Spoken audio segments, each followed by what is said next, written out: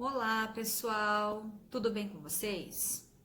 O assunto que eu trago para vocês hoje é em relação ao uso do aparelho celular no ambiente de trabalho.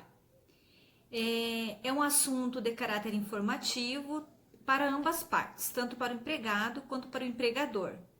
Hoje em dia, é essencial fazer, com que o nosso ambiente de trabalho ele seja agradável, que ele seja prazeroso, o qual o trabalhador ele sinta-se aconchegado, pois se perceber, nós passamos a maior parte do nosso tempo no ambiente de trabalho do que em nossas próprias casas, não é verdade?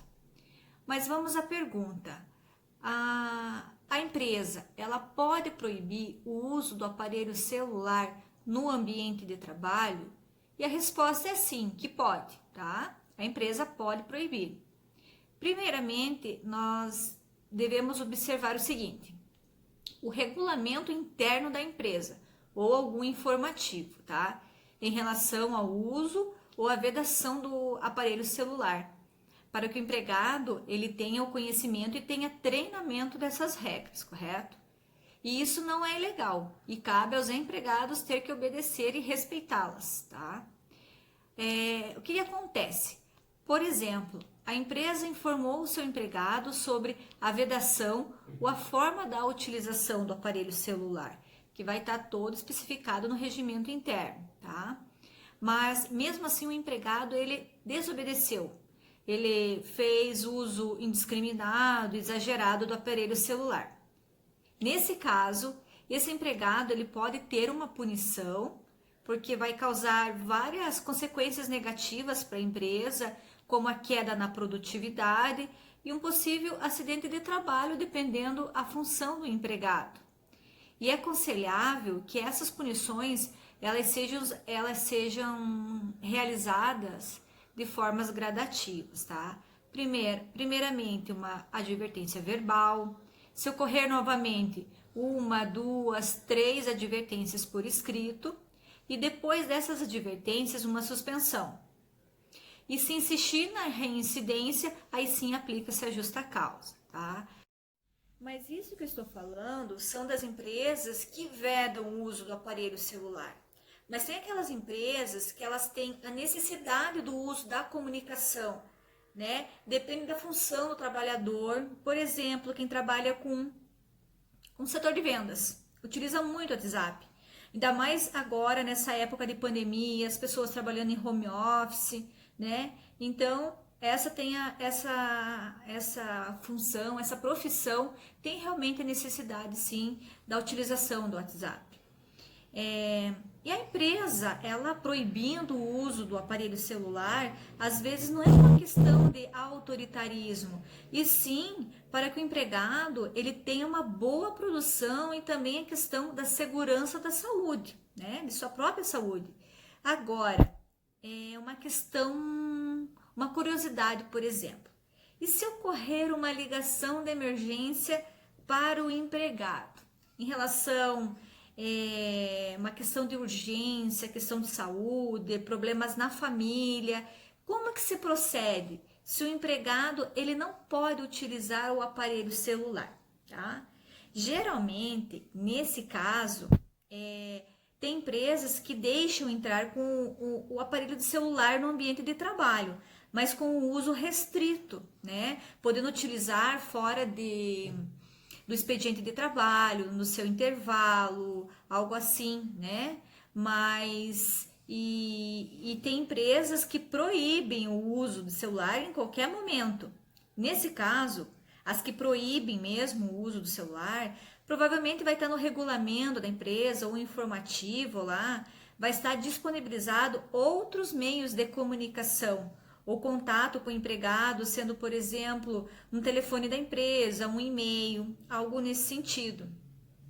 E aqueles empregados também que podem entrar com o celular, é óbvio que o seu superior, ele vai entender o uso do celular numa ligação de urgência. Isso sempre vai ter um bom senso entre as partes, né? Quero também deixar aqui uma observação em relação às medidas que eu mencionei sobre a advertência, a suspensão, a justa causa. Essas sanções, elas têm que ser usadas de forma imediata, tá? Pois se passar o tempo, considera-se perdão tácito. Aí vem a pergunta, mas doutora, o que significa perdão tácito? O perdão tácito é a demora da penalidade do empregador em relação à conduta irregular do empregado.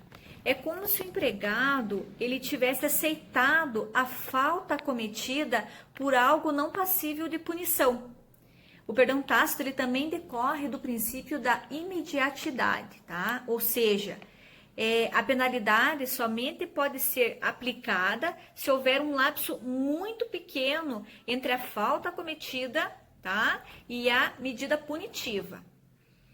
Mas assim, mesmo com essa ordem gradativa de punições, dependendo do caso concreto e também da gravidade do ato faltoso do empregado, pode ser aplicado a justa causa de imediato também, tá? Mas o que acontece? Deve ser aplicada com muita cautela e muita técnica, porque caso contrário, é fácil de ser revertida essa justa causa perante a Justiça do Trabalho. Agora eu trago aqui também uma questão de segurança para o empregador. Todas as informações que foi prestada decorrente ao regulamento interno ou algum ato informativo, esse documento ele deve conter a assinatura do empregado, informando também que ele recebeu uma cópia, tá? Porque assim o empregado ele terá provas documentadas para justificar a demissão por justa causa. Senão, o que ocorre? O empregado ele pode dizer que ele desconhecia, né, da proibição do uso do aparelho celular. E sendo demitido por justa causa, o empregado ele pode tentar reverter essa justa causa perante a Justiça do Trabalho. E o empregado também, para fazer a sua defesa, ele pode utilizar o documento que foi assinado pelo empregado, que ele estava ciente de todos os atos, de todos o que transcorria no regulamento interno da empresa.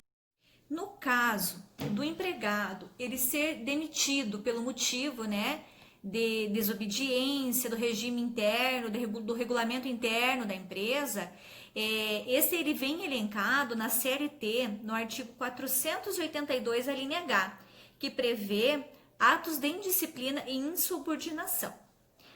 Na demissão por justa causa, esta retira alguns direitos do empregado em receber algumas verbas, né? Quais seriam elas?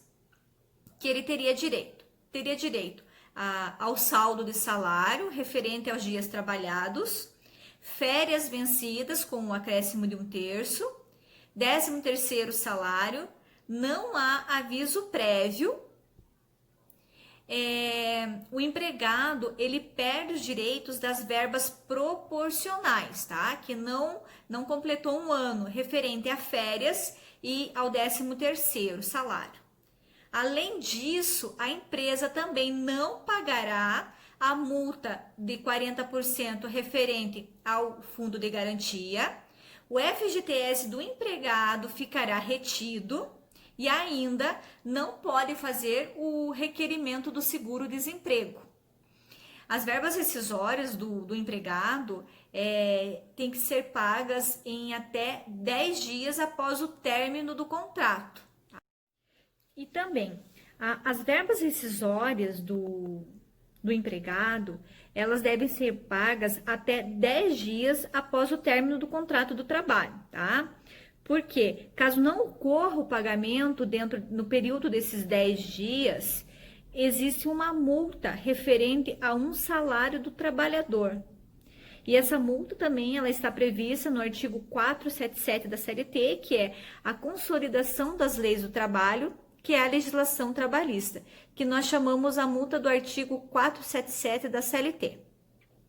Espero ter esclarecido para ambas as partes, empregado e empregador, e até breve.